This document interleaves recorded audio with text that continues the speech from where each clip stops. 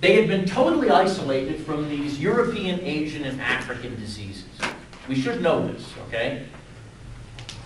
So what happens is when the Spaniards show up, they are biological weapons. Every Spaniard is simply a eating, breathing, disease, puking, spitting, shitting biological weapon. Pardon my French. Everything that he is doing is polluting the local environment with his germs. Yes? Did the Spaniards know that they had that weapon? No. They took it as proof that God loved them and hated the Aztecs and the Incas, because these diseases massacred the Aztecs and Incas, but didn't them. So, we're not sure. Again, since we don't know what the starting populations were, we don't know how much the decline was, but it's been estimated, and this is an estimate, that in some place the decline in population was as much as 90%. Now that may be a high figure, so we're saying as high as 90%. But does it matter if the figure was 60 or 70 or 80 or 90%? If 2/3 of a population dies, you can say goodbye to your civilization. Especially if there is another strong civilization stepping in with superior technology to take advantage of the situation. And this is what happens.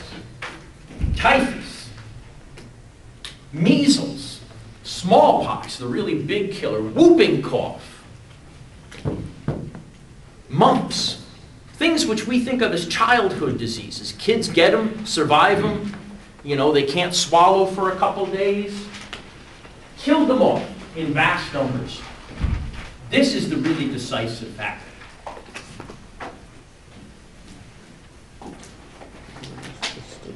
And it hands victory to the Spanish. And it means that they have to deal with huge populations when they start, but after a couple years, couple decades, they're not dealing with huge populations of Native Americans anymore. Native American populations have dropped by something more than half, so somewhere between 60% and 90% decline. And what do you think the Aztecs made of this? The world was ending. Exactly what they had anticipated was happening, right? The world had come to an end, exactly as they had predicted. And so, to some extent, the Aztecs fought with a sense of hopelessness. We should know this. I mean, they fought with a sense of fatalism. When these white men first showed up, they took them for gods. And as everything started going wrong and they started dying in vast numbers, it seemed to fulfill the prophecies of doom and destruction. And so, to some extent, the Aztecs just lost their will to fight.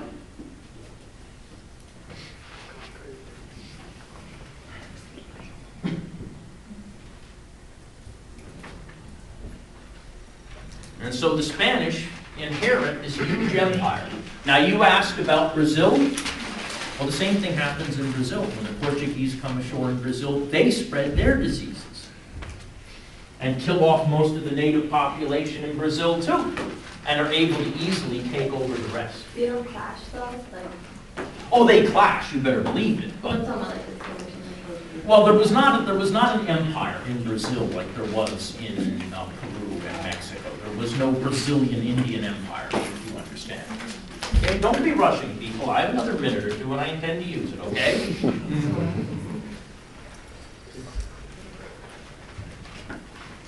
And here are the prizes that the Spanish bring home. Gold, silver. But the Spanish bring home another prize too, something that nobody really thought of much. Sugar. Sugar.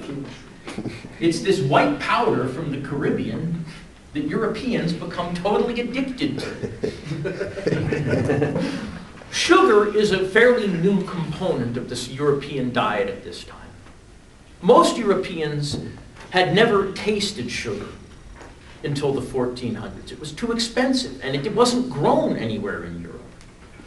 Sugar is now increasingly becoming part of the standard European diet. Even normal people, poor people in Europe are beginning to be exposed to sugar. And once you have sugar, you can't stop having it, right?